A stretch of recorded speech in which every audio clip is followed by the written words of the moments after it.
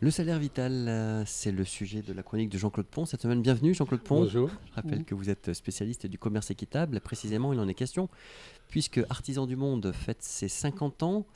Elle a Oui. préconisé des principes qui sont maintenant reconnus en la matière. Oui, oui, oui. C'est vrai, Artisan du Monde fête ses 50 ans. Hein. On a créé l'association en 1974. Et c'est vrai qu'on peut avoir, depuis 50 ans, quelquefois, l'impression de prêcher dans le désert, que tout ce qu'on dit, on nous a souvent dit, ah, vous êtes des utopies, ça ne marchera jamais ce que vous préconisez. Et de temps en temps, il y a des avancées. On se rend compte que les principes qu'on a préconisés sont repris. Alors je vois depuis quelques années, par exemple, j'en ai déjà parlé ici, il y a le principe du devoir de vigilance pour les multinationales. Maintenant, elles doivent s'engager à respecter, à ne pas nuire dans les pays du Sud. Elles ne peuvent plus dire c'est pas moi, c'est mes sous-traitants qui ont fait des choses pas correctes. Non, maintenant, elles sont responsables sur toute la filière. Ça, c'était un gros point, une grosse avancée. Bon, même si c'est pas encore tout à fait au point, les sanctions, etc. Mais on est sur la bonne voie. Un deuxième principe, nous, on a toujours dit, les prix les produits que l'on vend, le café, le chocolat, etc. C'est pas nous, artisans du monde, qui imposons le prix. On discute avec nos producteurs et c'est fait en fonction de leur coût de revient. Euh, les semis, le matériel, s'équiper, etc. Et de façon à pouvoir faire vivre décemment euh, leur famille. Et c'est bon, maintenant avec la crise agricole, etc. Là depuis 2 ans, l'État a imposé ça aussi. C'est qu'il doit y avoir concertation. C'est plus question que les grands distributeurs ou les grands industriels imposent leur prix.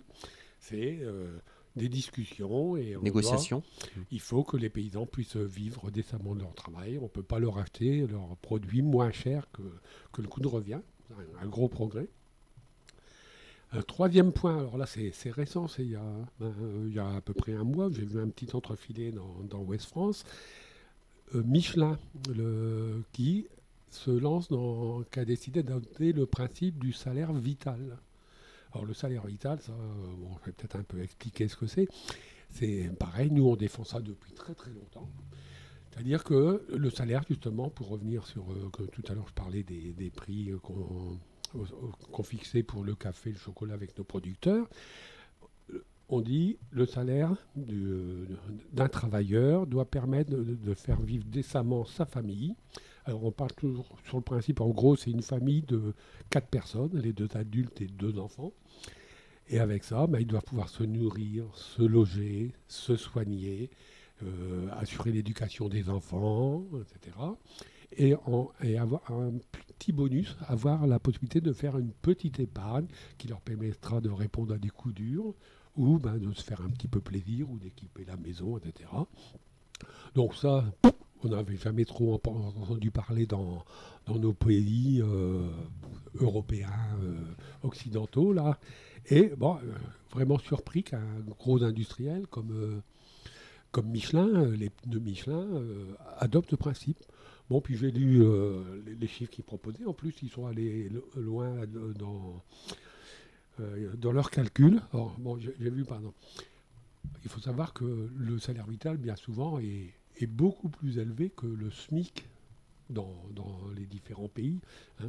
Et il varie, il faut qu'il soit calculé dans chaque pays par rapport au coût de la vie, bien sûr.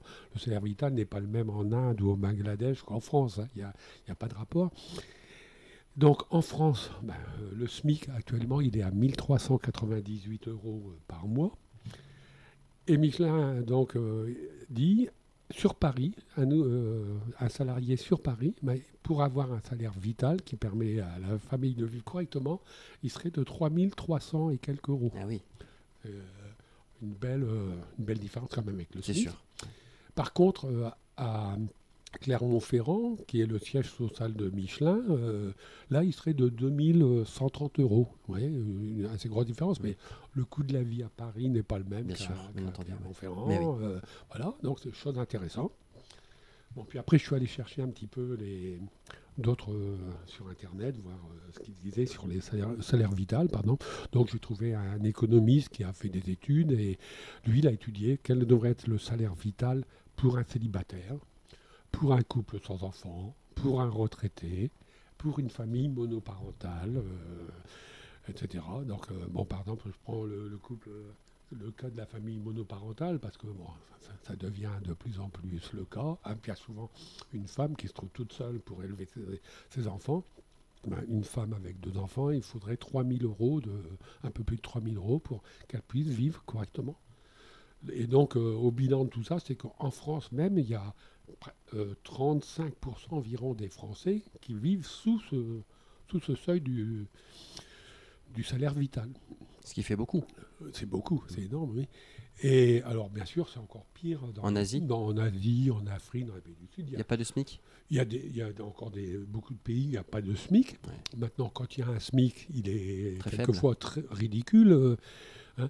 Donc, j'ai déjà fait des chroniques sur ça, mais en Inde, dans beaucoup de pays d'Afrique, etc., le salaire il est inférieur à 2 € par mois.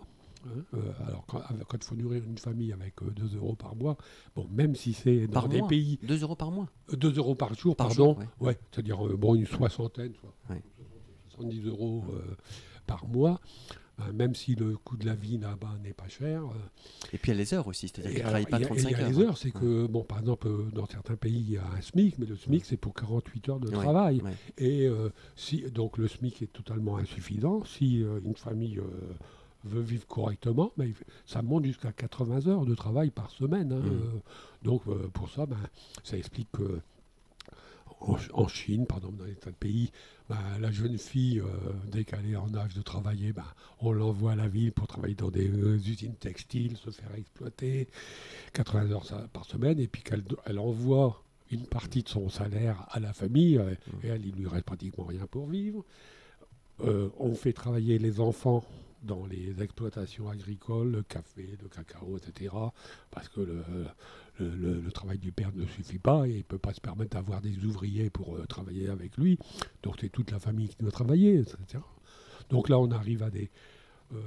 en Inde, on est à peu près à 60 €, alors que le salaire vital, il est estimé à peu près 190 €. Au Bangladesh, où il y a un SMIC, mais qui est à 83 €, on évalue qu'il devrait être à peu près à 500 €. Donc les gens vivent, mais c'est plutôt survivre hein, dans beaucoup de cas, travailler, avoir des maisons insalubres, pas pouvoir soigner, pas pouvoir se nourrir correctement, etc. Ça, c'est encore dans beaucoup de pays une majorité on peut dire une majorité de personnes qui vivent dans ces conditions. Donc le salaire vital, c'est pas encore pour tout le monde. C'est pas encore tout, pour tout le monde, vœu, mais moi c'est un combat. Voilà, vraiment de reconnaître, de voir que c'est reconnu par une grosse multinationale, etc., qui envisage de le mettre en place. Bon, après, il ne faut pas s'enthousiasmer. Ça va prendre du temps. Est-ce que ça sera vraiment respecté? Il faut que ce soit contrôlé, tout ça, mais c'est vraiment une reprise intéressante de cette idée.